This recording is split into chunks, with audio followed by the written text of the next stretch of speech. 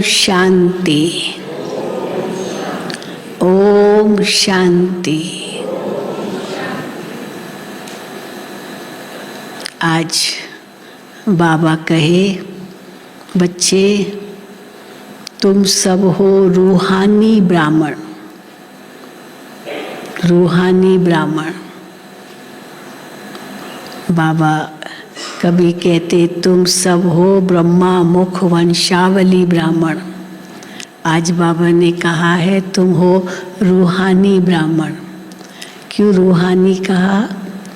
क्योंकि जिस्मानी ब्राह्मण से बाबा ने भेंट की है। जिस्मानी ब्राह्मण क्या करते हैं और रूहानी ब्राह्मण क्या करते हैं? रूहानी ब्राह्मण के लिए ही कहेंगे ब्राह्मण देवताय नमः। वही रूहानी ब्राह्मण देवता बनते हैं। तो तुम ब्राह्मणों को यह नशा होना चाहिए, हम देवता बन रहे हैं। उन ब्राह्मणों को ये नशा नहीं होगा कि हम देवता बनेंगे, पर बाबा ने हमें ये लक्ष्य दिया है कि तुम देवता बनेंगे। तो देवता बन रहे हैं तो हमारा बोल चाल व्यवहार दृष्टि वृत्ति कैसी होनी चाहिए? बाबा ने हमें ज्ञान रत्न दिए हैं, जिससे बाबा कहते हैं सदा श्रृंगारे रहो। ये अलंकार भी बाबा हम बच्चों को दे रहे हैं। तो ज्ञान योग धारणा सेवा, ये चारों ही से जो सब्जेक्ट्स है वो हम ब्राह्मणों के लिए है। हम ही सच्ची रूहानी सेवा करते हैं। रूहानी सेवा माना सारे विश्व का कल्याण करते हैं। तो आज बाबा ने जिस्मानी और रूहानी ब्राह्मणों में क्या अंतर है, और दूसरा हद के सन्यासी और तुम बेहद के सन्यासियों में क्या अंतर है। तो आज की मुरली में बहुत सारे अंतर बाबा ने बताए हैं। तो सुनेंगे बाबा के महावाक्य। आज 21/12/2022 है। मीठे बच्चे, तुम सभी मनुष्य मात्र के कल्याणकारी हो। मनुष्य मात्र के कल्याणकारी हो। तुम्हें बहुतों का कल्याण करना है। फिर बाबा धारणा पर भी ध्यान खिंचवाते हैं, योग पर भी ध्यान खिंचवाते हैं। कल्याण करना माना सेवा, लेकिन केवल सेवा ही नहीं है ना, ज्ञान योग धारणा भी है। तुम्हें अशरीरी बनने के अभ्यास के साथ साथ सर्विस भी जरूर करनी है। मीठे बच्चे, तुम सभी मनुष्य मात्र के कल्याणकारी हो। तुम्हें बहुतों का कल्याण करना है। अशरीरी बनने के अभ्यास के साथ साथ सर्विस भी जरूर करनी है। प्रश्न है, किस एक बात में बाप भी ड्रामा की भावी कह चुप हो जाते हैं? बच्चों की ऐसी कौन सी बातें देखते हैं, हरकतें देखते हैं, व्यवहार देखते हैं, जबकि बाबा ने इतनी बातें हमें कही है बच्चे माया को जीतो, लेकिन फिर भी बच्चे नहीं जीत पाते हैं।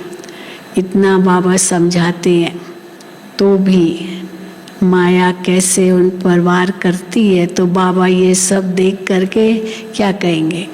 बाबा कहेंगे ड्रामा, उनकी तकदीर, और क्या कहेंगे।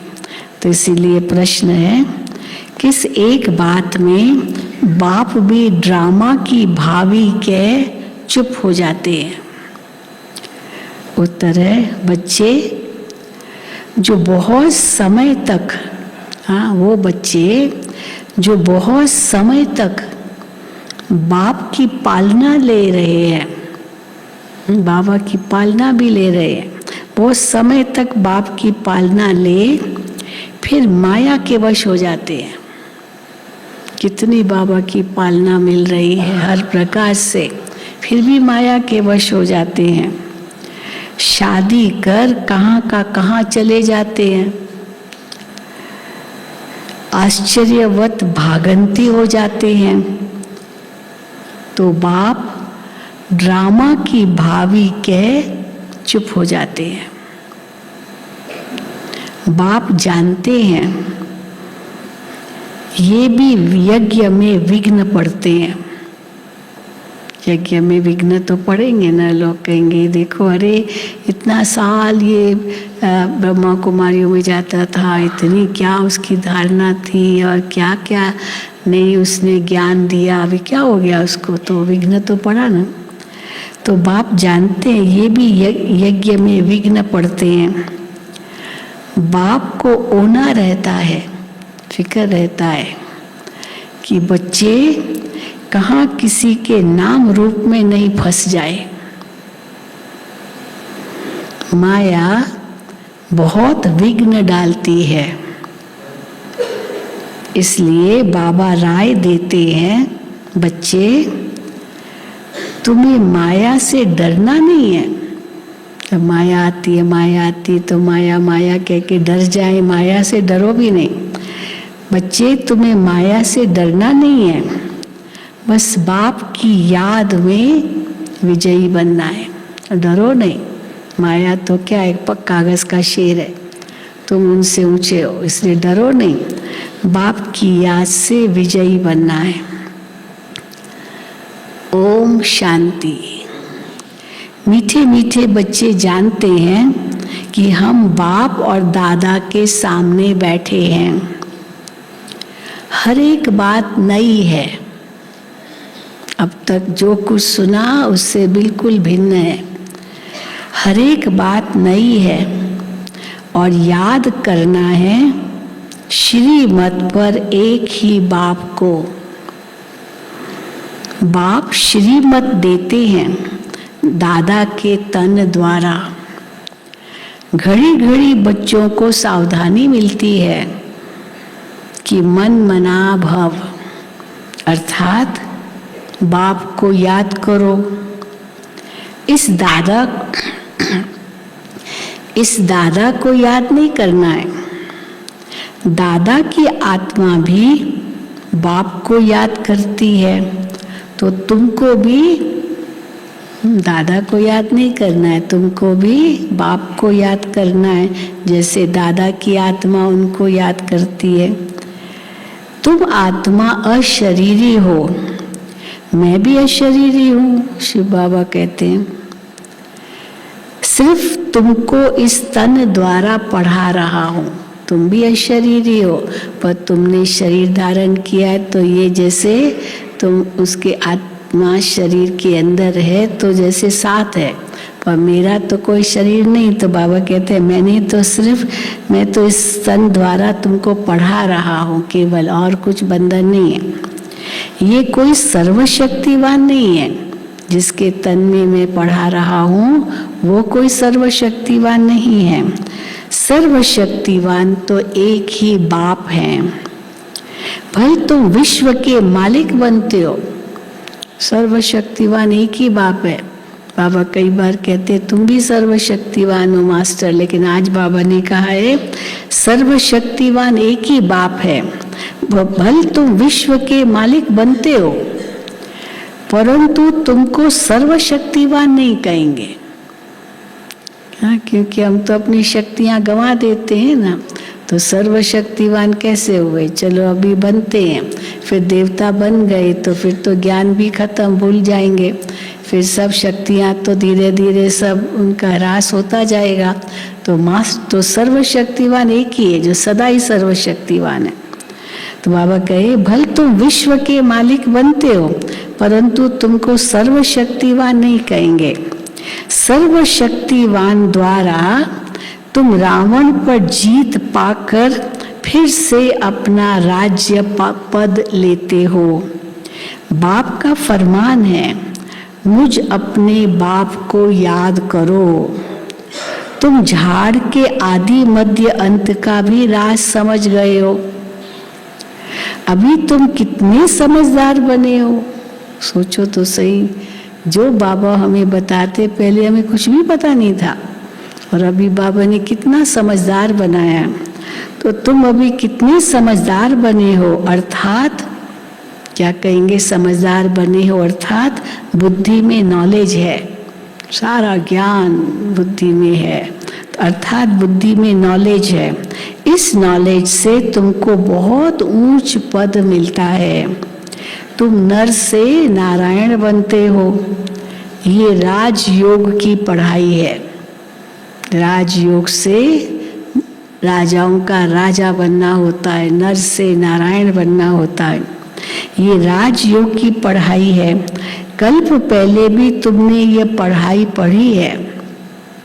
एम ऑब्जेक्ट सामने खड़ी है, लक्ष्मी नारायण हमारे सामने ये एम ऑब्जेक्ट खड़ी है। फिर जो जितना पुरुषार्थ करे, ये सबसे नंबर 1 है, ये एकदम टॉप मोस्ट लक्ष्य है। अब जो जितना पुरुषार्थ करे, पुरुषार्थ तो बहुत करना चाहिए और है भी बहुत सहज। ऐसा नहीं पुरुषार्थ इतना मुश्किल है जो कोई कहे मैं तो नहीं कर सकता, वो सहज है और है भी बहुत सहज। अपने घर को जानना ये कोई मुश्किल नहीं है। तो मेरा घर परम धाम है, उसको जानना क्या मुश्किल है। हम आत्मा अशरीरी है, शांति धाम में रहते हैं। वहाँ अब बाबा कहे शांति धाम में मन की शांति आदि नहीं कहेंगे। हम नहीं कहेंगे कि परम धाम में आत्मा जब है तो उसको मन की शांति है। मन की शांति नहीं कहेंगे। क्यों? शरीर ही नहीं है तो मन की शांति अशांति का तो प्रश्न ही नहीं है। वहाँ मन की शांति आदि नहीं कहेंगे। मन की शांति वास्तव में ये अक्षर कहना ही रॉन्ग है। एक्टिव ही नहीं है ना मन वहाँ, तो सब सुषुप्त अवस्था है। तो जैसे एक डेड साइलेंस है, तो मन की शांति शब्द कहना ही रॉन्ग है। क्यों? क्योंकि आत्मा फिर शरीर में आती है तो संकल्प शुरू हो जाते हैं। संकल्प शुरू हो गए तो मन की शांति कहाँ हुई? तो बाबा कहे मन की शांति वास्तव में अक्षर कहना भी रॉन्ग है। मन तो घोड़ा है। जब तक शरीर है आत्मा के साथ तो मन शांत हो नहीं सकता। कर्म तो करना ही है। अल्पकाल की शांति तो रात्रि को नींद में होती है ना। अर्ध जैसे नींद आना माना जैसे ये आधी मृत्यु है। 3 घंटा 4 घंटा एकदम गहरी नींद हो तो व्यक्ति को पता थोड़ी मैं कहाँ हूँ, सोया हूँ, ये हूँ, सवेरे उठूँगा, कुछ पता नहीं है, बिल्कुल डेड जैसे। तो बाबा कहते हैं अल्पकाल की शांति तो रात्रि को नींद में होती है। आत्मा कर्म इंद्रियों से काम करते करते थक जाती है तो अशरीरी हो जाती है। आत्मा कहती है मुझे नींद आती है। शरीर नहीं कहता है मुझे नींद आती है। शरीर तो 24 घंटा एक्टिव है। नींद में भी शरीर तो काम कर रहा है ना, श्वास भी चल रहा है, भोजन भी पच रहा है, सब कुछ हो रहा है, ब्लड भी सर्कुलेट हो रही है, सब कुछ हो रहा है। तो शरीर तो सोता नहीं है। तो कौन सोती है? आत्मा सोती है, ऐसे कहेंगे ना। तो बाबा कहते हैं आत्मा कहती है मुझे नींद आती है, मैं थक गया हूँ, तो आत्मा अशरीरी हो जाती है। अभी बाप को याद करना है तो विकर्म विनाश होंगे। सो जाने से अगर सो गए तो सो जाने से कोई विकर्म विनाश नहीं होंगे। हाँ, दूसरे विकर्म बनेंगे नहीं। अगर सो गए डीप स्लीप, एकदम गहरी नींद में, विकर्म बनते भी नहीं है, लेकिन विकर्म विनाश भी तो नहीं होते ना। तो इसलिए बाबा कहते हैं सो जाने से कोई विकर्म विनाश नहीं होंगे। ये तो बाप को याद करने का पुरुषार्थ करना है। जो पुरुषार्थ बहुत जरूरी है। घड़ी घड़ी बाप कहते हैं मुझे याद करो। हाँ, कई कहते हैं ना बाबा घड़ी घड़ी यही कहते हैं मुझे याद करो। पता है हमको याद करना है, लेकिन बाबा कहते मैं कहता रहूँगा जब तक तुम करोगे नहीं। कहता रहूँगा। कई किसी को कुछ बार बार कहो तो उसको गुस्सा भी आता है, क्यों बार बार कहते हो? अरे भाई तुम करो तो फिर क्यों कहूँगा, क्यों कहूँगी? तुम करो ना, करना है नहीं, खाली बार बार क्यों कहते? बार बार क्यों कहने के वो का मतलब क्या है? तुम करो ना, आज्ञाकारी बन के करो जो आपको बड़े कह रहे हैं। तो बाबा कहते हैं घड़ी घड़ी बाप कहते हैं मुझे याद करो। जितना जो सर्विस करेंगे अपनी ही प्रजा बनाएंगे। आपके ही कल्याण के लिए हम कह रहे हैं, कोई बाबा को थोड़ी कुछ चाहिए, आपके ही कल्याण के लिए कहते हैं। तो बाबा कहते हैं अपनी जितना जो सर्विस करेंगे अपनी ही प्रजा बनाएंगे। ढेर की ढेर प्रजा बनानी है, बहुतों का कल्याणकारी बनना है। तो मनुष्य मात्र के कल्याणकारी हो। कोई कई जानवरों का क्या होगा? बाबा कहते हैं मनुष्यों का कल्याण हो जाए ना, वो जानवरों का सबका अपने आप हो जाएगा, आपको उनकी चिंता नहीं करनी है। तो तुम मनुष्य मात्र के कल्याणकारी हो। रावण राज्य में कोई भी किसका कल्याण नहीं करते। या तो सब एक दो का बाबा कहते हैं कल्याण ही करते हैं। मनुष्य जब दान पुण्य करते हैं समझते हैं हम अच्छा कर्म करते हैं, हम अच्छा कर्म कर रहे हैं, दान पुण्य कर रहे हैं। जैसे तुम कहते हो इस लड़ाई से वैकुंठ के द्वार खुलते हैं।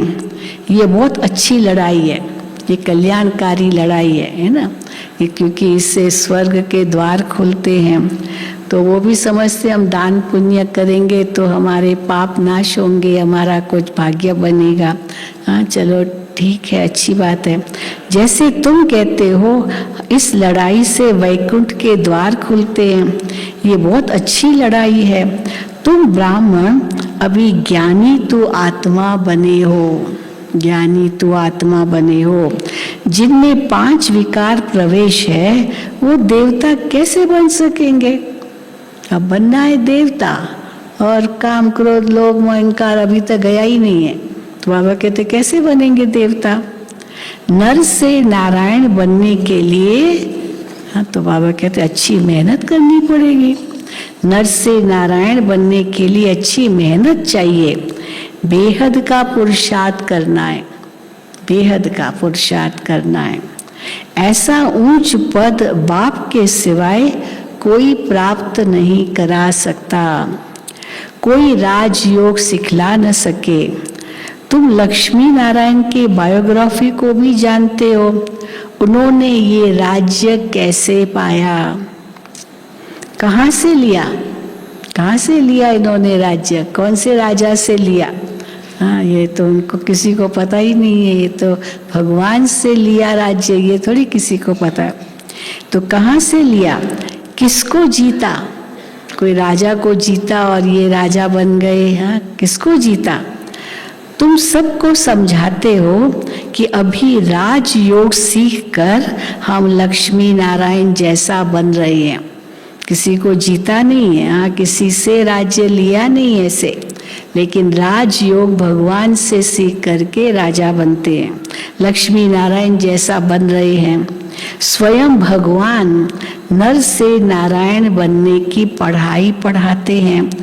तो तुम बच्चों को बहुत नशा होना चाहिए।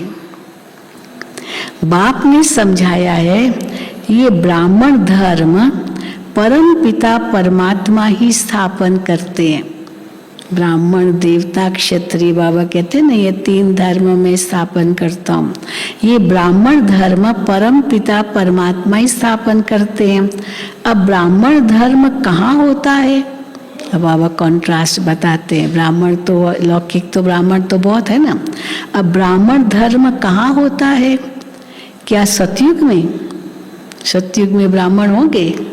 नहीं, सतयुग में तो सब देवताएं हैं, कोई ब्राह्मण वहाँ नहीं है।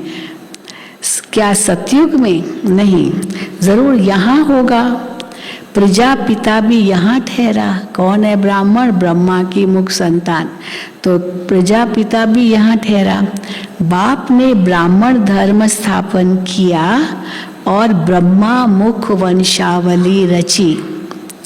खुद कहते हैं, मैं बहुत जन्मों के अंत के साधारण मनुष्य तन में प्रवेश करता हूँ। वो अपने जन्मों को नहीं जानते। ब्रह्मा बाबा लौकिक में कहाँ अपने जन्मों को जानते थे, तो वो अपने जन्मों को नहीं जानते। कहते हैं, हाँ, लोग क्या कहते हैं फिर, ये ब्रह्मा को यहाँ क्यों रखा है? पहले तो इनको ब्रह्मा क्यों कहा? इनके तो दादा लेखराज है, इनको क्यों आप ब्रह्मा कहते हो? और यहाँ क्यों रखा है ब्रह्मा विष्णु शंकर के साथ? अरे प्रजापिता तो यहाँ होना चाहिए ना। समझते हैं सूक्ष्म वतनवासी देवता यहाँ कैसे हो सकता है? क्योंकि विष्णु शंकर तो सूक्ष्म में दिखाते हैं, कई बार दिखाते हैं, ब्रह्मा विष्णु शंकर बादलों में, ब्रह्मा चार मुख वाला विष्णु शंकर। तो समझते हो यहाँ का इस सृष्टि पर होगा, वो तो सूक्ष्म वतन में। तो समझते सूक्ष्म वतनवासी देवता यहाँ कैसे हो सकता है?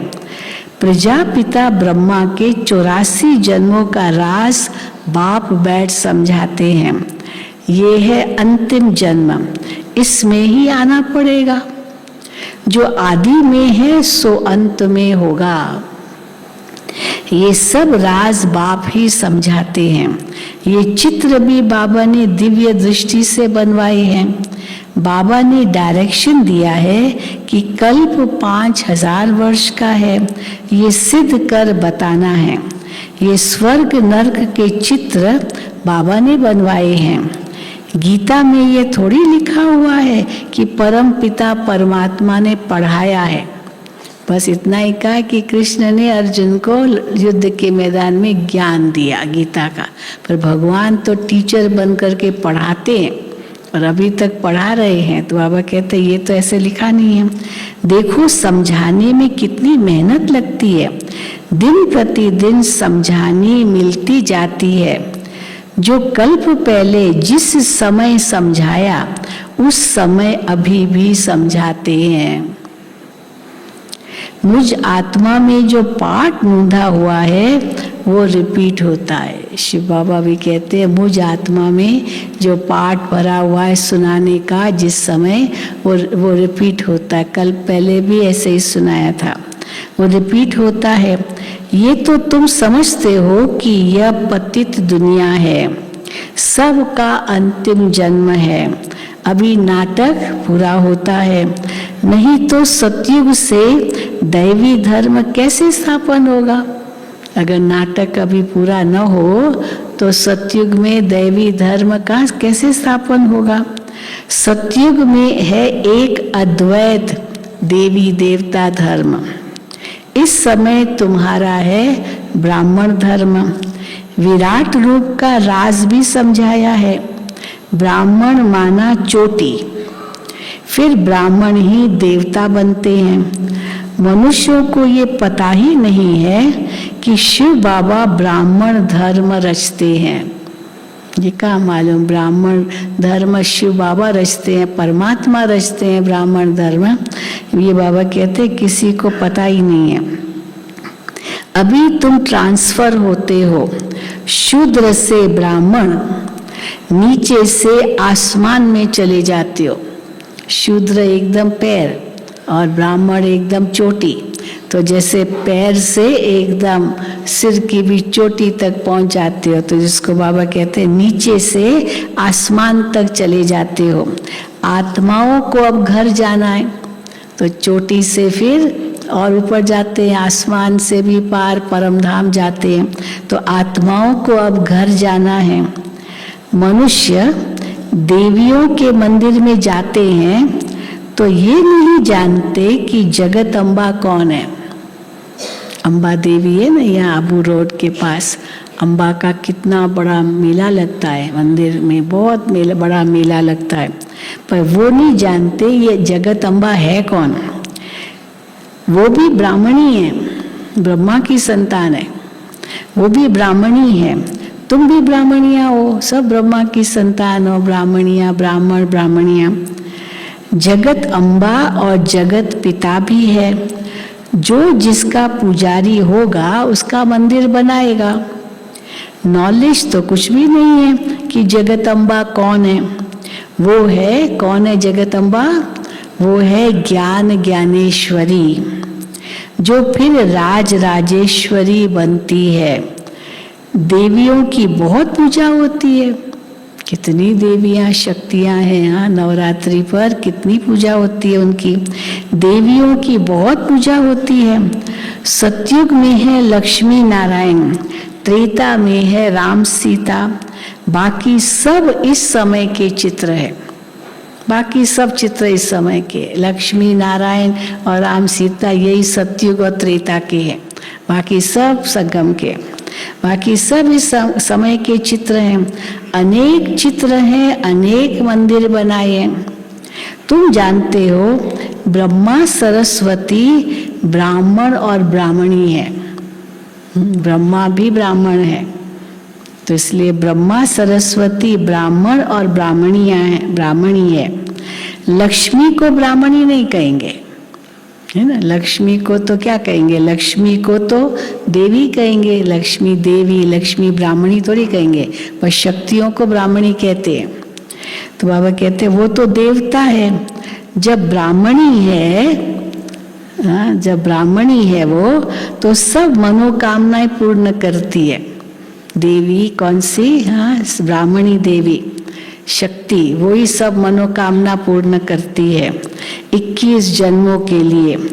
जब लक्ष्मी बन जाती है तो बाबा कहते ग्रेड कम हो जाती है। देवी के रूप में, अम्बा माँ के रूप में सब मनोकामनाएं पूर्ण करती है। और लक्ष्मी बन गई तो ग्रेड कम हो गए, केवल धन की वो देवी, और सबकी देवी नहीं है वो। फिर सरस्वती फिर अलग दिखाएंगे, फिर शक्ति के रूप में दुर्गा अलग दिखाएंगे, न जाने कितनी देवियां दिखाई है। परंतु बाबा कहते हैं तो लक्ष्मी जब बनी तो ग्रेड कम हो गई। तो बाबा कहते हैं जब लक्ष्मी बनती है तो ग्रेड कम हो जाती है। अब तुम ईश्वर की संतान हो, तुम्हारी ग्रेड कितनी ऊंची है? सबसे ऊंची है। हाँ, कितनी ऊंची।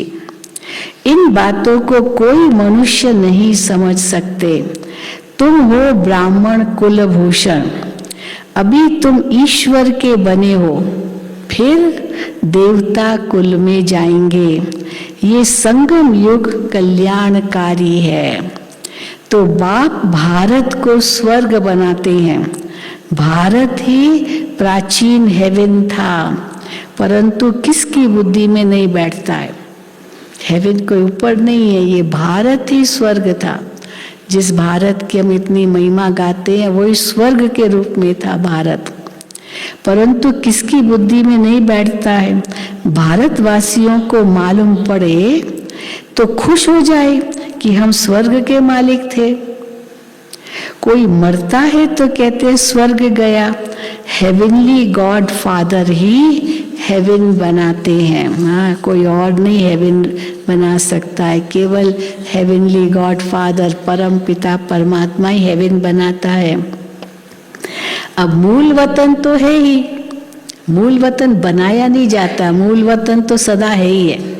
जैसे आत्मा और परमात्मा सदा है ही, प्रकृति सदा है ही, पांच तत्व सदा है ही, इसी प्रकार परम धाम भी सदा है ही, छठा तत्व भी सदा है ही है। ऐसे नहीं शिव बाबा बनाते हैं ब्रह्म तत्व को, तो न ब्रह्म तत्व को बनाते न ये पांच तत्वों को बनाते, वो भी सदा है ही है, न आत्माओं को बनाते, ये अनादि अविनाशी है। तो बाबा कहते हैं मूल वतन तो है ही, उसके लिए स्थापना अक्षर नहीं आएगा कि शिव बाबा मूल वतन स्थापन करते हैं, ऐसे नहीं आएगा। हाँ, स्वर्ग के लिए आएगा कि शिव बाबा स्वर्ग स्थापन करते हैं, क्योंकि स्वर्ग नहीं है इस समय। जैसे नहीं कि ऊपर रखा है स्वर्ग, अभी बनना है, बाबा अभी स्थापन कर रहे हैं। तो मूल वतन के लिए कहेंगे वो सदा है ही है, उसके लिए स्थापना अक्षर नहीं आएगा। मूल वतन के लिए स्थापना धर्म की होती है, सतयुग में देवी देवता धर्म है, उसकी स्थापना होती है। वो तो आत्माओं का घर है, परम धाम, जो इस समय खाली होता है, फिर नंबरवार सब जाएंगे।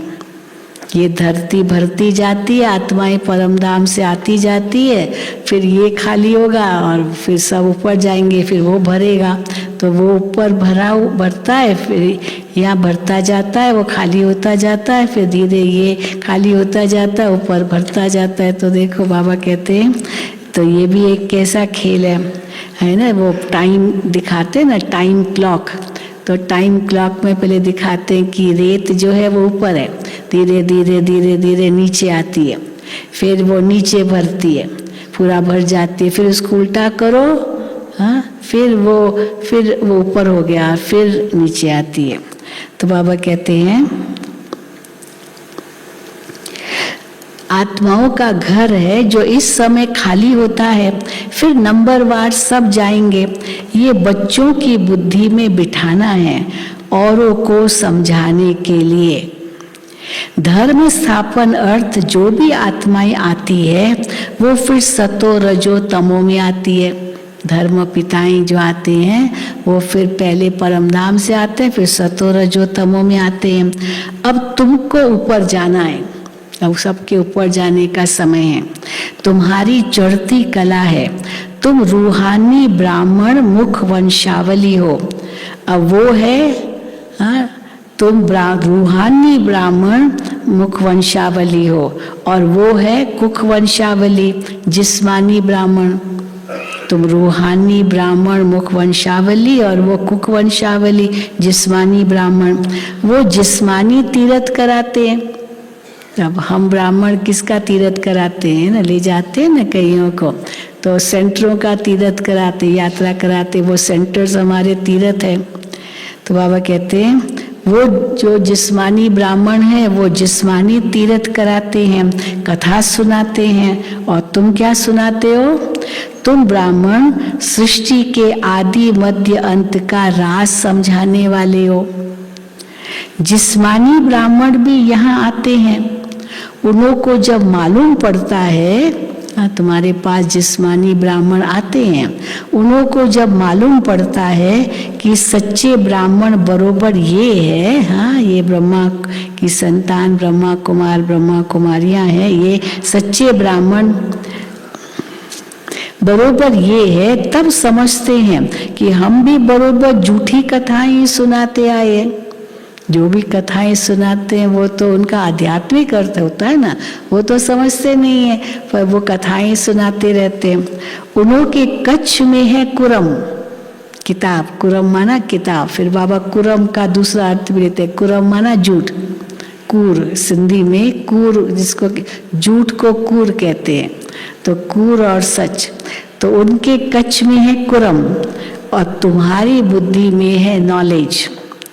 वो शास्त्र पढ़कर सुनाते हैं और हाँ, वो शास्त्र पढ़कर सुनाते हैं और तुम्हारी बुद्धि में ज्ञान है, जैसे बाबा की बुद्धि में है। बाबा की बुद्धि में जो ज्ञान है वो अभी बच्चों की बुद्धि में भी है। बाबा सत्य चित आनंद स्वरूप है, बीज रूप है और है भी निराकार। तुमको भी बुद्धि में नॉलेज धारण करनी है।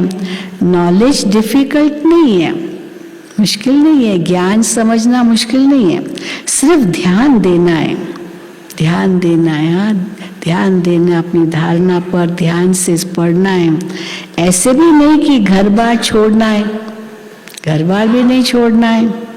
ये तो कारण बन जाते हैं, क्यों कोई घर बार छोड़ते हैं, क्यों बाबा के पास आके शरण लेते हैं, कोई कारण बन जाता है। समझो बच्ची शादी करना नहीं चाहती है, बाप मारता है, उसको मारेगा, तुमको करनी है शादी, करनी है। अब छोटी है, तो छोटी है तो भाग नहीं सकती है घर से, छोटी है, बालिग है तो आकर के शरण लेती है। अब 18 साल से कम है तो माँ बाप के अंडर है, माँ बाप उनको ज़बरदस्ती भी कुछ कर सकते। पर 18 साल से बड़ी हो गई, बालिग हो गई, 18 से कम है तो नाबालिग है, हाँ, और 18 से ऊपर गई तो बालिग हो गई। फिर बालिग है तो आकर के शरण लेती है बाबा की। गाते हैं शरण पड़ी मैं तेरे, ये गायन है मीरा का भजन। शरण पड़ी मैं तेरे, क्योंकि रावण राज्य में बहुत दुखी है। अब मारता है पिता, फिर शादी चलो जबरदस्ती की, फिर पति मारता है। हाँ, न जाने क्या क्या कितने सितम बेचारी नारियां सहन करती रहती है। गाते हाँ, फिर बाप से वर्षा पाते हैं, क्योंकि हाँ रावण राज्य में बहुत दुखी है। फिर बाप से वर्षा पाते हैं। समझो किसको पति बहुत मारता है, समझती है इससे तो जाकर बाबा की शरण लेवे, ना मारता है मेरे को, चाहे हम बाबा की शरण लेवे। परंतु घर बार छोड़ना मासी का घर नहीं है। चलो छोड़ के आके यहाँ रह भी जाए, फिर बच्चे याद आएंगे, पति याद आएगा, घर याद आएगा। मोह तो गया नहीं है अभी तक, तो फिर मोह भी चला जाए तब है बात। इतना बड़ा कदम उठाना कोई सहज थोड़ी है। तो छोड़ना मासी का घर नहीं है, मेहनत लगती है। सन्यासी, अभी बाबा सन्यास की बात कर रहे हैं। सन्यासी बल सन्यास करते हैं, परंतु मित्र संबंधी कोई भूलते नहीं है, याद आते हैं। कोई लौट भी आते हैं, वापस अपने घर भी चले जाते हैं। सन्यास किया फिर चले जाते हैं घर। कोई लौट भी आते हैं, मेहनत है। ब्रह्म तत्व से योग जल्दी नहीं लगता है। भले वो कहते हैं हम ब्रह्मास्मि, हम तत्व योगी हैं, हम ब्रह्म से योग लगाते, पर बाबा कहते हैं ब्रह्म तत्व से भी योग जल्दी नहीं लगता है। याद उनको ही कर सकते हैं जिनसे प्यार हो, जिनसे संबंध हो। अभी क्या संबंध है उनसे? कुछ भी नहीं, वो तो घर है केवल। इसलिए बाबा कहते हैं ब्रह्म तत्व से भी योग जल्दी नहीं लगता। यहाँ तो तुम जानते हो पुरानी दुनिया और पुराने संबंध है, देह सहे सब कुछ छोड़ना है। शिव बाबा से सर्व संबंध है तो सहज होता है ना भूलना बाकी सब। तो देह सह सब कुछ छोड़ना है, इसलिए तुमको इस पुरानी दुनिया से वैराग्य आता है। पुराने शरीर से भी तुमको वैराग्य है। ये है बेहद का वैराग्य। उनो का है हद का रजोगुणी वैराग्य। ये है बेहद का सतो प्रधान वैराग्य। दुनिया को नहीं छोड़ते हो।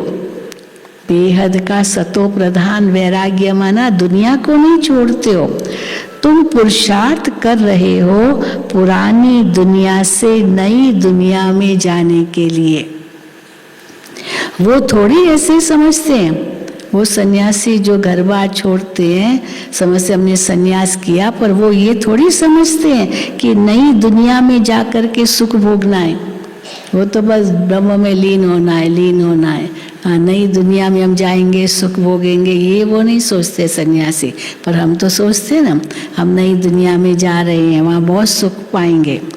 तो वो थोड़ी ऐसे समझते हैं कि नई दुनिया में जाकर सुख भोगना है। ये सुख तुम्हारे लिए है, सतयुग का सुख तुम्हारे लिए है। उनो का है रजो प्रधान संन्यास और तुम्हारा है सतो प्रधान संन्यास। तो बच्चों को सतो प्रधान बनना है। योग से खाद भस्म हो जाएगी, इसलिए इसको योग अग्नि कहा जाता है। अग्नि में सब भस्म हो जाता है ना, तो इससे बाबा कहते खाद भस्म हो जाएगी योग से, इसलिए इसको योग अग्नि कहा जाता है। याद अग्नि ये अक्षर शोभता नहीं है, याद अग्नि नहीं कहेंगे, योग अग्नि ये अक्षर भी शोभता है। योग अग्नि कहा जाता है, जिससे विकर्म भस्म होंगे। है वो सहज बात, परंतु घड़ी घड़ी बच्चे कहते हैं, क्या कहते हैं, बाबा हम भूल जाते हैं। हाँ, बाबा को भी आश्चर्य लगता है, बाबा इतनी ऊंची प्राप्ति कराते और बच्चे कहते बाबा हम भूल जाते हैं। तो घड़ी घड़ी कहते हैं बच्चे, क्या बाबा हम भूल जाते हैं। बाप कहते हैं बच्चे देही अभिमानी बनो। सतयुग से त्रेता तक तुम सोल कॉन्शियस में रहते हो। तुम आधा कल्प सोल कॉन्शियस, आधा कल्प बॉडी कॉन्शियस बने हो। आत्म अभिमानी है सत्युग त्रेता में, फिर द्वापर कलयुग में देह अभिमानी है। तो अब सोल कॉन्शियस बनने में मेहनत लगती है। आधा कल्प का देह अभिमान है ना, तो मेहनत लगती है सोल कॉन्शियस बनने में। सत्युग में समझते हैं, वहाँ सोल कॉन्शियस कैसे हैं, वो समझते हैं कि हम एक शरीर छोड़ दूसरा लेते हैं। या तो ये कहाँ समझते, आत्मा कहाँ याद आती है, हाय मैं मर रहा हूँ, मैं मर रहा हूँ, मैं मर जाऊँगा, ऐसे ही सोचते ना।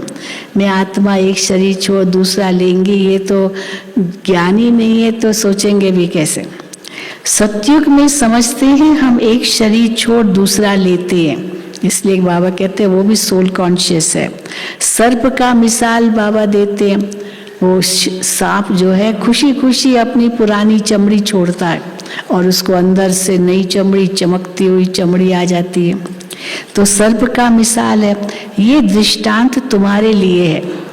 तुम भी शरीर छोड़ते हो, खुशी है कि मैं ये पुराना शरीर छोड़ नया शरीर लूंगा। ये दृष्टांत तुम्हारे लिए है। सन्यासी ज्योति ज्योत में समाना चाहते हैं, वो ये नहीं जानते, सन्यासी ज्योति ज्योत में समाना चाहते हैं, माना ब्रह्म में लीन हो जाएं, ब्रह्म की ज्योति में मैं ज्योति लीन हो जाऊं। तो बाबा कहते हैं परंतु वो नहीं ये जानते, क्या नहीं जानते हैं, कि हमको फिर आकर नया चोला लेना है। वो नहीं जानते। कोई भी सन्यासी शरीर छोड़ता ना, कभी नहीं कहेंगे कि इसने ये चोला छोड़ा और नया चोला जाके लेंगे। वो क्या कहेंगे, ब्रह्मलीन हो गया, तत्वलीन हो गया, ज्योति ज्योत समाया, बस यही कहेंगे। तो वो ये नहीं जानते कि हमको फिर आकर के नया चोला लेना है। तुम जानते हो कि ये बूढ़ा शरीर छोड़ जाकर नया लेंगे। पुराने कपड़ों को तो छोड़ने की दिल होती है ना, बहुत पुराना शरीर है, क्या इस पुराने शरीर में रखा है, तो वो तो हट जाना चाहिए ना। तो बाबा कहते हैं पुराने कपड़ों को छोड़ने का दिल की दिल होती है ना। अब एकदम पुराने कपड़े और नई चोला नए कपड़े सामने हैं, तो क्यों नहीं दिल होगी पुराना छोड़ के नया ले। पुराने कपड़े को छोड़ने का दिल होता है। कछुए का मिसाल भी तुम्हारे लिए है, कैसे अंगों को आप सिकोड़ लेते हो कछुए समान। कर्म करते बाप को याद करते रहो, बाप ही सदगति दाता है। सदगति दाता एक शिव बाबा, दूसरा न कोई। तुम सब आत्माएं शिव बाबा के बच्चे, फिर प्रजापिता ब्रह्मा की भी संतान हो। शिव के बच्चे भी हो तो ब्रह्मा के भी बच्चे हो। पहले है ब्राह्मण, फिर झाड़ वृद्धि को पाता है।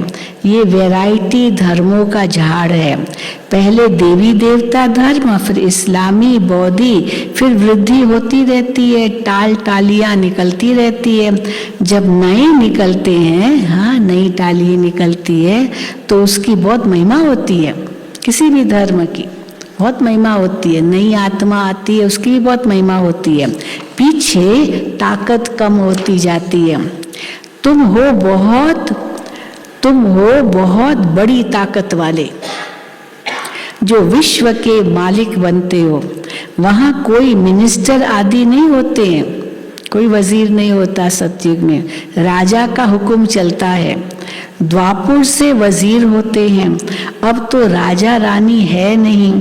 ये भी ड्रामा बना हुआ है कि कलयुग के अंत में राजा रानी सब खत्म। हाँ, अगर है भी कोई तो उनके पास शक्ति नहीं है कुछ भी, तो इसलिए ये भी ड्रामा बनाया है। भारत स्वर्ग था, अब नर्क है। नर्क भी पहले सतो प्रधान, फिर नर्क भी तमो प्रधान बनता है, जिसको रौरव नर्क कहा जाता है। तो बाप कहते हैं मुझे कितनी मेहनत करनी पड़ती है, कितना ओना रहता है। बाबा को अपने बच्चों का फिक्र है ना, कितना ओना रहता है। कहाँ कोई बच्चियां गुंडों के हाथ में ना आ जाए। बाबा की बच्चियां जिनको बाबा इतना सुरक्षित रखते हैं, कोई ऐसा आ जाए और उसके नाम रूप में, अपने नाम रूप में फंसा देवे। हाँ, बेचारी भोली भोली बहनें होती है, किसी के भी नाम रूप में फंस सकती है ना, वो बड़े चतुर चालाक होते हैं। तो बाबा कहते हैं गुंडों के हाथ में ना आ जाए, बाबा को होना रहता है। दुनिया बहुत गंदी है, सेंटर पर गंदे लोग भी आ जाते हैं। वो देखते ये कि बहनें करती क्या है, ऐसे देखने के लिए फिर गंदी दृष्टि डालेगी, बहुत कुछ कर सकते हैं ना। तो बाबा कहते हैं सेंटर पर गंदे लोग आ जाते हैं, नाम रूप में फंस पड़ते हैं। फिर यज्ञ में अनेक प्रकार के विघ्न भी पड़ते हैं, माया भी विघ्न डालती है, अपने अंदर के भी विघ्न है तो बाहर के भी विघ्न है। फिर बहुत गुटखा खाते हैं, अंदर ही अंदर गुटखा खाते हैं। फिर भी बाप को याद करना पड़े, चलो कोई भी माया का संस्कार कुछ ऐसा आता भी है या कुछ भी है तो बाबा को याद करो तो वो विघ्न खत्म हो जाएंगे। फिर भी बाप को याद करना पड़े, युद्ध के मैदान में खड़े होकर लड़ना है, डरना नहीं है। फारकती बहुत दे देते हैं, कितने वर्ष रहे पालना ली, फिर शादी कर कहाँ न कहाँ चले गए, आश्चर्यवत भागंती हो जाते, फिर भी ड्रामा की भावी कह चुप हो जाते हैं, बाबा भी चुप हो जाते हैं। सर्विस में रहने वालों को खुशी बहुत जास्ती रहती है, जितनी सेवा करो उतनी आपकी खुशी बढ़ती जाएगी। अच्छा हाँ, मीठे मीठे सिक्की लदे बच्चों प्रति माता पिता बाप दादा का याद प्यार और गुड मॉर्निंग। रूहानी बाप की रूहानी बच्चों को नमस्ते। हम रूहानी बच्चों की रूहानी बाप दादा को याद प्यार गुड मॉर्निंग और नमस्ते। धारणा के लिए मुख्य सार, पहला, बाप की शरण में आने के लिए, बाप की शरण में आने के लिए बुद्धि से बेहद का संन्यास करना है। पुरानी दुनिया और देह को भूल आत्म अभिमानी रहने की मेहनत करनी है। दूसरा, हम ब्राह्मण सर्व की मनोकामनाएं पूर्ण करने वाले हैं, इस नशे में रहना है। वरदान, अपनी श्रेष्ठ दृष्टि वृत्ति कृति से सेवा करने वाले निरंतर सेवाधारी भव। अपनी श्रेष्ठ दृष्टि वृत्ति कृति से सेवा करने वाले निरंतर सेवाधारी भव। जैसे ये शरीर श्वास के बिना रह नहीं सकता, ऐसे ब्राह्मण जीवन का श्वास है सेवा। उस दिन बाबा ने कहा ब्राह्मण जीवन का श्वास है उमंग उत्साह, तो उमंग उत्साह हो तभी सेवा कर सकेंगे ना, तो और उमंग उत्साह बढ़ता है, खुशी बढ़ती है। तो आज बाबा कहे ऐसे ब्राह्मण जीवन का श्वास है सेवा। जैसे श्वास न चलने पर मूर्छित हो जाते हैं, ऐसे अगर ब्राह्मण आत्मा सेवा में बिजी नहीं तो मूर्छित हो जाती है। इसलिए हर समय अपनी श्रेष्ठ दृष्टि से वृत्ति से कृति से सेवा करते रहो। वाणी से सेवा का चांस नहीं मिलता है तो मनसा सेवा करो। हर वक्त थोड़ी वाणी की सेवा मिलेगी, हर वक्त कोई सोचे भाषण ही करता रहूं, मैं यही करता रहूं, थोड़ी मिलेगा। मनसा सेवा करो। तो वाणी से सेवा का चांस नहीं मिलता तो मनसा सेवा करो। जब सब प्रकार की सेवा करेंगे तब फुल मार्क्स ले सकेंगे, बहुत ज़रूरी है। तब फुल मार्क्स ले सकेंगे जब सब प्रकार की सेवा करेंगे। स्लोगन, साक्षीपन की स्थिति का तख्त ही यथार्थ निर्णय का तख्त है। यथार्थ निर्णय करने के लिए साक्षीपन की स्थिति चाहिए, पक्षपात नहीं। साक्षीपन की स्थिति का तख्त ही यथार्थ निर्णय का तख्त है। अच्छा, ओम शांति, ओम शांति। कल तो आप सभी ने सुना भी होगा और व्हाट्सएप पर, ईमेल पर सब ने देखा भी होगा। हमारे बाबा के यज्ञ के अति पुराने बाबा के लाडले, सब दादियों के लाडले, प्यारे प्यारे भाई हम सबके, भोपाल भाई, जिन्होंने कल सुबह 9:05 नीचे शांतिवन में जो ट्रॉमा हॉस्पिटल है वहाँ उन्होंने देह त्याग किया। 81 वर्ष की उनकी उम्र थी और काफ़ी समय से बीमार थे। बहुत समय से 1-2 साल से तो बीमारी उनकी बहुत बढ़ती गई। अहमदाबाद भी कई बार गए, फिर यहाँ ग्लोबल, आखिर डॉक्टरों ने तो जवाब दे दिया, यहाँ भी ग्लोबल हॉस्पिटल में रखा कुछ समय, फिर यहाँ भी जवाब दे दिया और फिर तो नीचे ट्रॉमा में ले गए और कल सुबह उन्होंने अपना देह त्याग किया। तो प्रोग्राम इस अनुसार है कि कल रात को 8 बजे से उनकी बॉडी को कॉन्फ्रेंस हॉल में रखा है।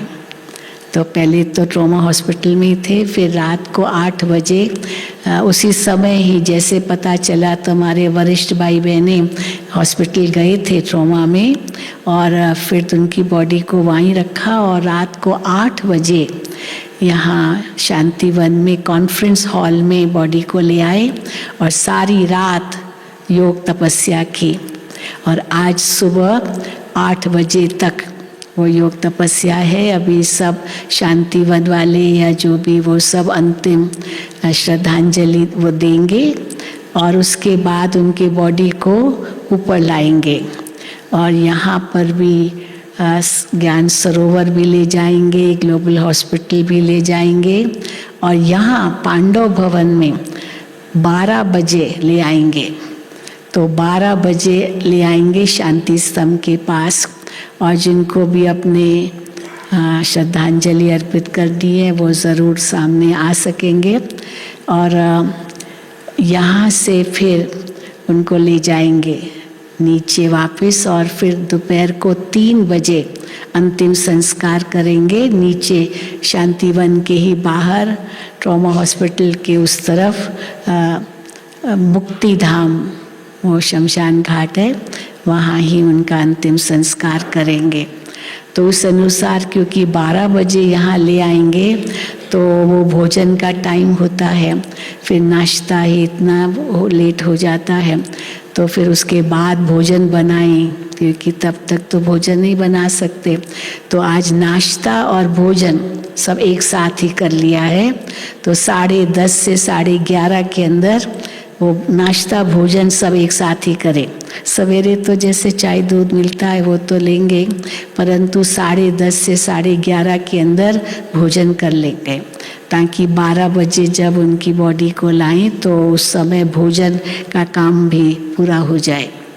तो ये थोड़ा आप सबको बता रहे हैं, तो इसीलिए जल्दी भोजन होगा और वो नाश्ता जो इतना समय होता वो नहीं करेंगे, बाकी चाय दूध तो मिलेगी। तो अभी हम सब 3 मिनट उस आत्मा के प्रति अपना योगदान देंगे और बहुत उन्होंने सेवा की, बाबा की पालना ली, सब दादियों की पालना ली, नीचे शांतिवन या जो भी ज़मीनें ली हुई है नीचे बाबा का कार्य चल रहा है वो सब उनकी मेहनत से हुआ है। चारों ओर मानसरोवर कहो, मनमोहिनी वन कहो, शांति वन कहो, उनको यही बुद्धि में था। उनका जो अनुभव सुना हमने वो यही कहते थे, क्योंकि बाबा हमेशा कहते हैं कि आबू रोड से माउंट आबू तक क्यों लगेगी, ये क्यों लगेगी, क्यों लगेगी, दूर से आएंगे। तो उनको लगता था कि जब वो माउंट आबू आए और इतनी क्यों लगेगी तो नीचे कुछ होना चाहिए ताकि यहाँ थोड़ा वो विश्राम करे, आदि आदि कुछ चाहे जलपान लेवे और फिर ऊपर जाए, क्योंकि ऊपर का भी तो रास्ता है ना आबू रोड से माउंट आबू। तो उनको शुरू से ये बुद्धि में था। तो थोड़ी सी ज़मीन ली, फिर कैसे धीरे धीरे धीरे इतनी वृद्धि की जो आज हम देख रहे हैं। शांतिवन में कितना बाबा का कार्यक्रम चलता है। तो अवश्य उनको हम अति स्नेह से याद करते रहेंगे कि उस आत्मा ने बाबा की सेवा के लिए अपना सब कुछ त्याग किया। वैसे पहले वो मिलिट्री में थे और फिर दादी जी ने मतलब बाबा के सामने आए और बाबा को कहा, बाबा मुझे तो बस ये सेवा करनी है।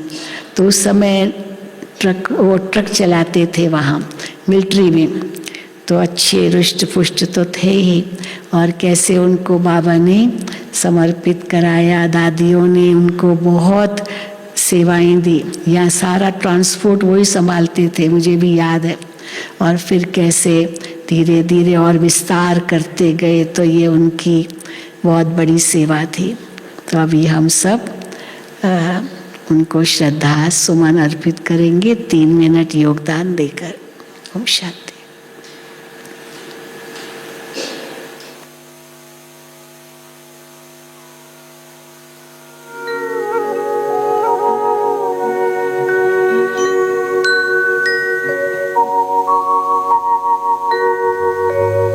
शांति के पथ पर चलो,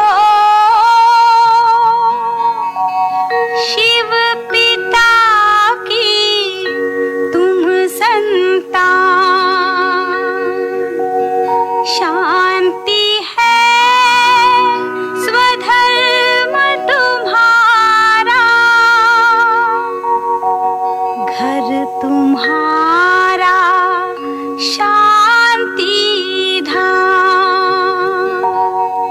शांति के पथ पर चलो, शिव पिता की तुम संतान।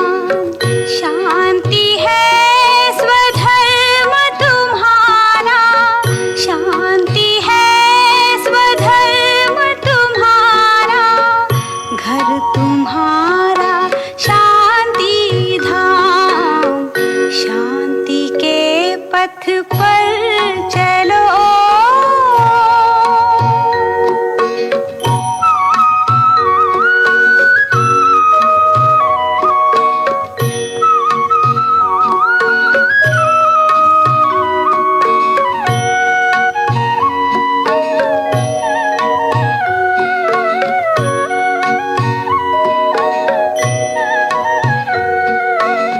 शांति का शिव है दाता, नई दुनिया जो लाएगा। सतयुगी प्रभात आएगी, मानव देव कहलाएगा। धरा से होगी दूर अशांति, होगा विश्व का नव निर्माण। शांति के पथ पर चलो, शिव पिता की तुम संतान। शांति है स्वधर्म तुम्हारा, शांति है स्वधर्म तुम्हारा, घर तुम्हारा शांति धाम। शांति के पथ पर चलो।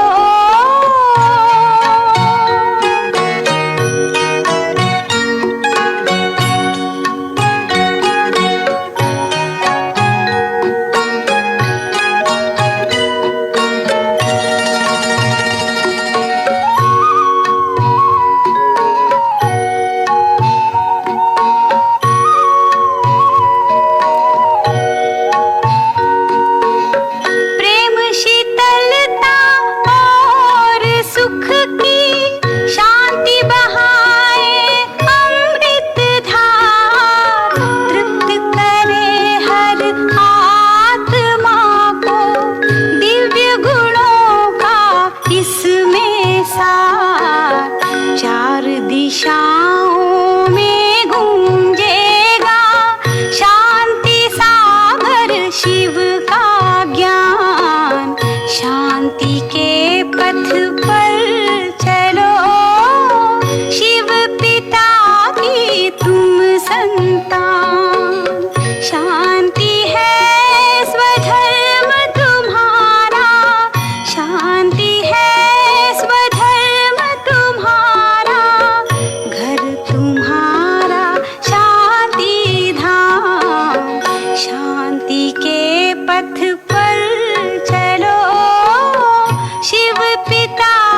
जीता